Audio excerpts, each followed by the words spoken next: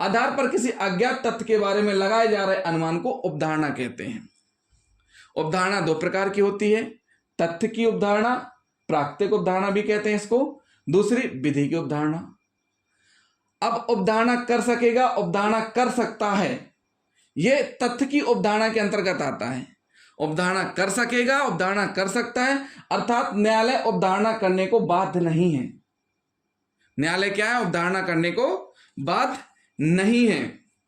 प्रकृति के व्यवहार से तथा मानव अनुभव के आधार पर स्वाभाविक रूप से निकाला जाता है।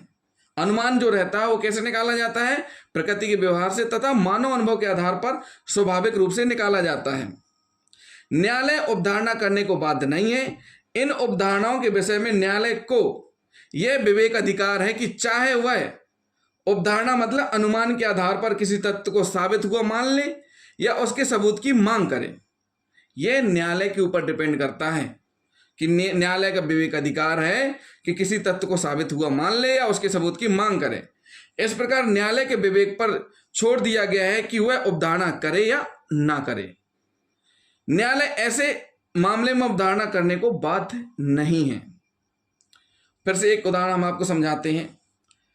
जब किसी व्यक्ति के कब्जे से चोरी का माल चोरी के तुरंत बाद पाया जाता है।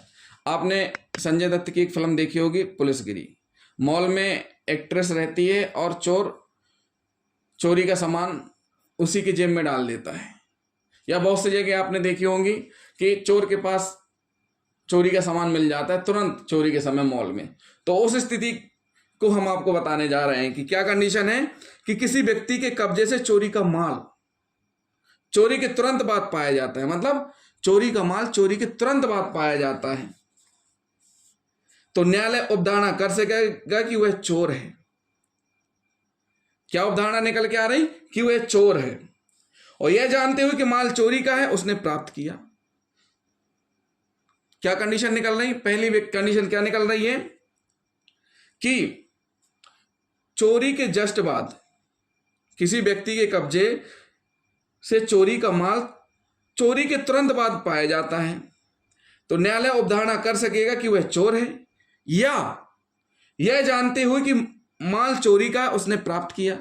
देखिए, धोखे से किसी की जेब में रख देना वो बात अलग है, उसके लिए सीसीटीवी फुटेज और भी सारी चीजें रहती हैं, वो बर्डन ऑफ प्रूफ उसके ऊपर रहेगा। लेकिन कोई ऐसा व्यक्ति जिसके पास से माल बरामद हो रहा है, मिल रहा है और परिस्थितियां ऐसी निर्मित हो रही हैं कि इसी ने चुराया है, तो दो कंडीशन बनती हैं कि या तो वह चोर है या उसने चोरी का माल चुराया हुआ है।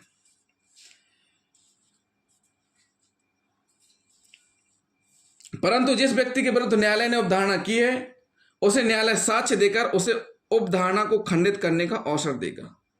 अब जिसके ऊपर ये आरोप लगे हैं न्यायालय उसको मौका देगा। जब कोर्ट में मामला चलेगा तो आपको मौका देगा कि आप चाहें तो इस उपधारणा को समाप्त भी कर सकते हैं कि आपके पास से चोरी का माल बरामद हुआ है, आप चोर हैं कि नहीं है, यह आप खंडित कर सकते हैं, यानी कि चोरी की उपधारणा को समाप्त भी कर सकते हैं। तो ये हुआ एक पार्ट।